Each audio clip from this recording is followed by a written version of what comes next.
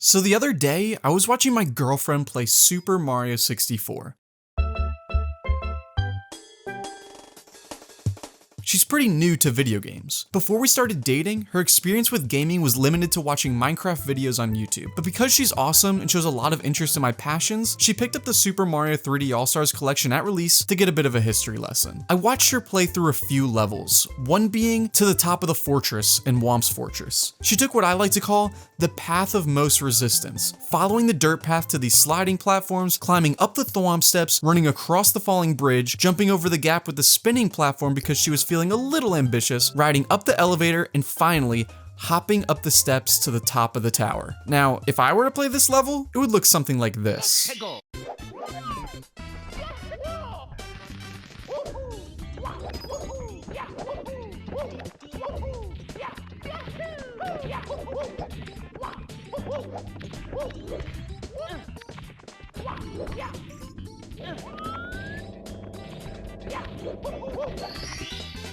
I love Super Mario 64. For the last 6 months, I've neglected almost all other games in favor of learning everything there is to know about its levels, mechanics, and systems, as well as grinding the same worlds over and over again until my thumbs were raw, all to beat it as quickly as possible. It all started back in 2017. I was a middling variety streamer looking for content and decided to replay every 3D Mario game in anticipation of Super Mario Odyssey's release. At that point, I'd only played Mario 64 a handful of times, and I wasn't even that high in it to begin with, preferring Super Mario Sunshine for its unique theming, forgiving mechanics, and episodic structure. But as I began playing Mario 64 for the first time in over 10 years on stream, I had a realization. Super Mario 64 was pretty good.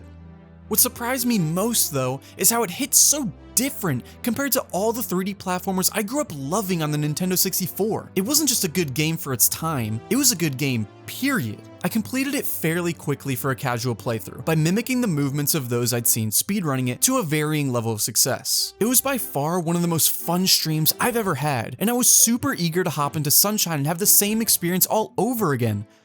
But things didn't work out that way. I still enjoyed Sunshine, but I couldn't help but think about how much more I enjoyed 64. That same feeling persisted once I got to Galaxy, and by the time I finished Galaxy 2, I was just having a shit time. I thought what I was experiencing was a general sense of burnout due to playing an absurd amount of Mario in such a short period. But 3 years later, I realized that it wasn't burnout at all, but rather a coming to terms with the fact that each iteration of 3D Mario from Sunshine to 3D World was a step further and further away from the rewarding, addictive gameplay found in what is now my favorite game of all time, Super Mario 64. I think the best way to illustrate my point is to take a look at how these games handle the relationship between movement and level design. Because to me, the ebb and flow of that relationship is what elevates 3D Mario games above their competitors. We've got a lot to cover here, so bear with me.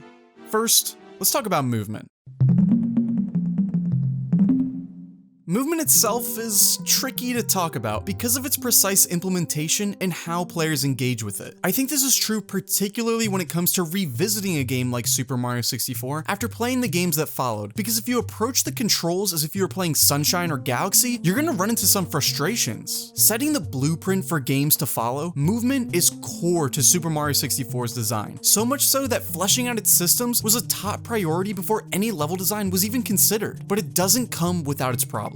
A complaint I hear a lot about 64's controls is that the game frequently throws the player into perilous situations that the controls aren't equipped to handle. I don't necessarily agree with this, but the problem lies not with the fundamental design, but rather its unintuitive implementation. Here's an example. Every Mario game, both 2D and 3D, offers the player a generous amount of control over their jump, allowing for a wider margin of error compared to something like the classic Castlevania games, where jumping is a commitment to a fixed arc.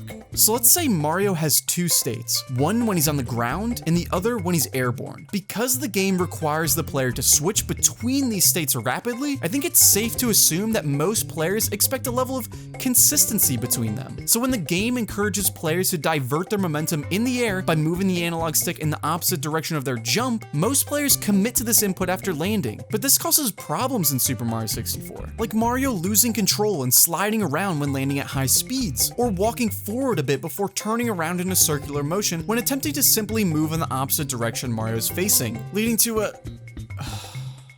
What most players don't know, through no fault of their own, is that the best way to halt your momentum after landing is to simply let go of the analog stick altogether before hitting the ground. This is just one of many rules within Super Mario 64's movement system that is never explicitly explained to the player, and it feels cheap when you fail because of it. However, once you understand how these rules work, the possibilities of what Mario is truly capable of in this game begin to reveal themselves. It's like opening your third eye. For example, if Mario accelerates to a certain speed, instead of punching with the press of the B button, he can dive forward, and with good timing, he can roll out from it, allowing him to maintain a much higher level of speed than is possible from running around normally, even leading him to completely ignore fall damage in certain situations. This gets even more interesting when Mario is in the air, because at high speeds, he'll perform a dive like normal, but at slower speeds, which you can easily manipulate with careful movement on the analog stick, he'll do a kick. As an attack, the kick is used sparingly, but as a movement option, it adds an entire new dimension to the platforming, as certain jumps wouldn't be possible without it. This level of depth simply doesn't exist in most 3D Mario games following Super Mario 64. In Super Mario Sunshine, 64's momentum-based movement system was gutted in favor of something simpler that, at a glance,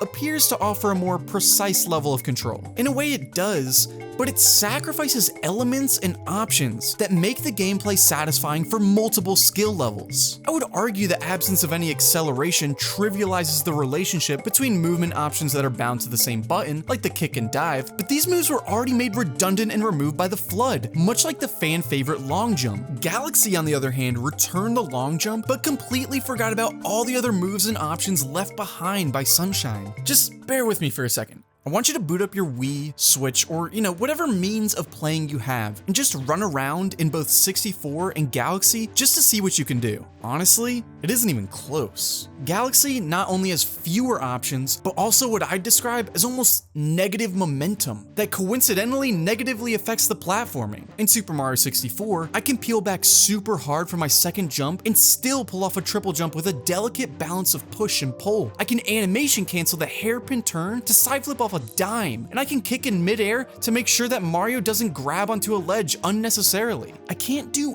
any of this in Super Mario Galaxy, and what is surely an attempt to increase accessibility, but it comes off as a watering down of the gameplay because while all the base movement is there with a level of predictability that eases frustration, it lacks the intricacies that encourages mastery, and it doesn't even have the novelty of the FLUDD to fall back on. It's certainly not a bad movement system, but on repeat playthroughs, the lack of options makes moving around pretty boring and one-dimensional in a game that's entirely about moving around in spectacular environments.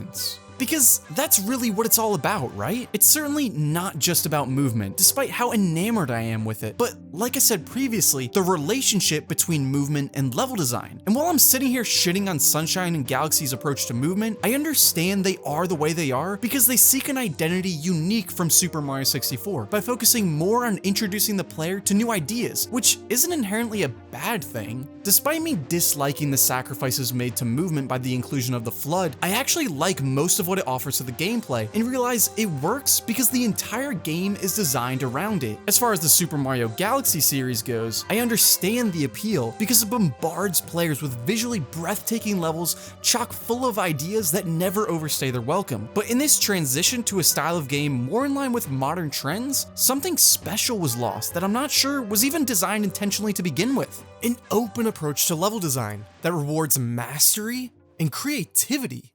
So first, let's take a step back and revisit my girlfriend's experience again and examine how we can both get from point A to point B in such wildly different ways. Earlier, I mentioned she took the path of most resistance. So what exactly do I mean by that? I believe this is the path intended by the developers for new players to take. It has everything you'd expect from a Mario level, the obstacles, the enemies, even the coins, but most importantly, it can be completed with just the simplest of actions, running and jumping. Now compare that to my route. Through the use of various movement options, not only do I skip all of the enemies, but also just about all the obstacles. Some of this pathing was definitely intended by the developers as an option for players who are more familiar with Mario's capabilities, but this part right here is a little more ambiguous. Whether it was intentional design or not, it rewards knowledge and mastery of the mechanics with convenience. I don't know about you, but I just think that's fun. A level of fun that, after years of railroaded design, Nintendo's expressed deep interest in returning to. Sure,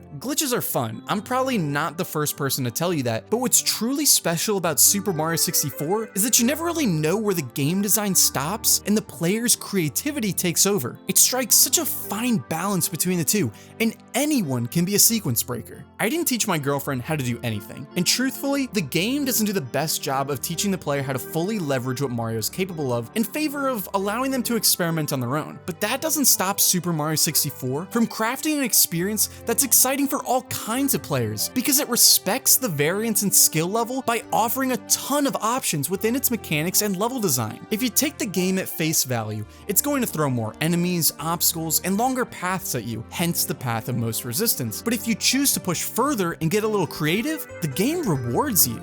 Even before I began speedrunning Super Mario 64, before I looked up any guides or practiced any stars, I had so much fun experimenting with creative ways of getting stars, like using the box and shifting sandland to skip half the level and grab the pyramid star, or lava boosting to the log in Lethal Lava Land. I was surprised at how accessible this kind of sequence breaking was, and after that, I began to try to push what Mario was capable of through movement alone.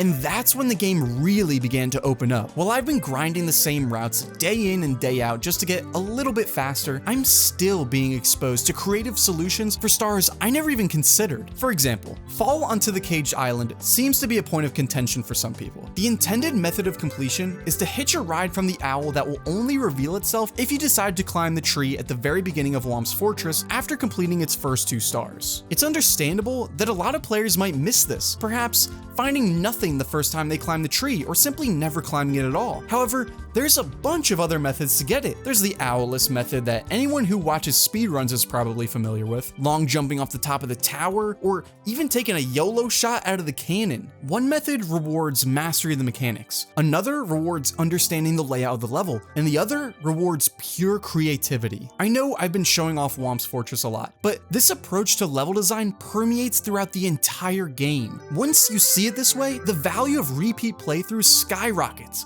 and stages that were once headaches become some of the most addictive challenges. Even Rainbow Ride, easily one of the most hated levels in all of 3D Mario, has become a stage I look forward to. At face value, its challenge contrasts heavily with the rest of the game. Instead of allowing the player to explore an open environment, it features an immense amount of waiting for magic carpets to ferry them over a vast bottomless pit, where often the smallest of mistakes sees Mario falling to his death. The carpets honestly suck, and feel at odds with the fluid design of the rest of the game, causing most players to despise this stage with a passion. But have you ever considered that most of its stars can be completed without even touching a carpet? I'll never try to persuade you into thinking Rainbow Ride is a brilliant level, but I've had very few moments in my entire life playing games that were more satisfying than beasting through this level the way I like to play, and that's special.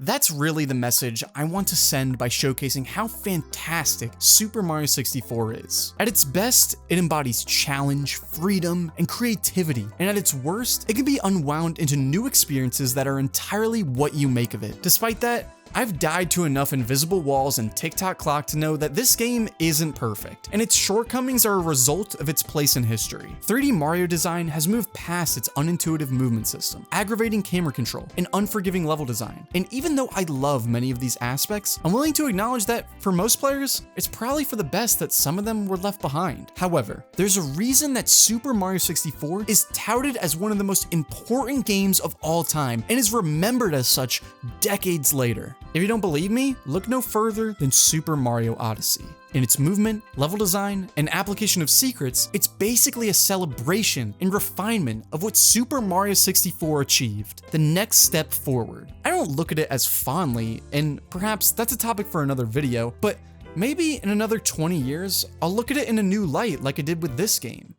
I've wanted to talk about my journey with Super Mario 64 and how special it is to me since I rediscovered it in 2017, but I was at a loss for how to put words to it. And it wasn't until the very moment I watched my girlfriend pick up the controller for the first time that what I wanted to say became clear to me. Watching her try her best to navigate the treacherous cliffside of Whomp's Fortress, failing multiple times and laughing the whole way through it, helped me see the game clearer. In a moment that was probably insignificant to her, it was like being transported back in time to when I first played it, when the days felt longer and it wasn't about beating the game, but just having fun with it. Super Mario 64 is a game that has been played by countless people, yet nearly 25 years later, new players are finding it for the first time and still having experiences that feel unique to them. And that is a testament to how well designed this title is. Watching her play overwhelmed me with childlike wonder again. It gave me the sort of feeling I hope to get from new releases in a series, but rarely do.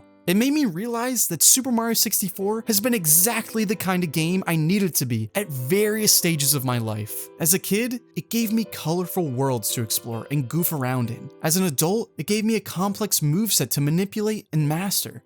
And now, it gives me something to share with someone I love.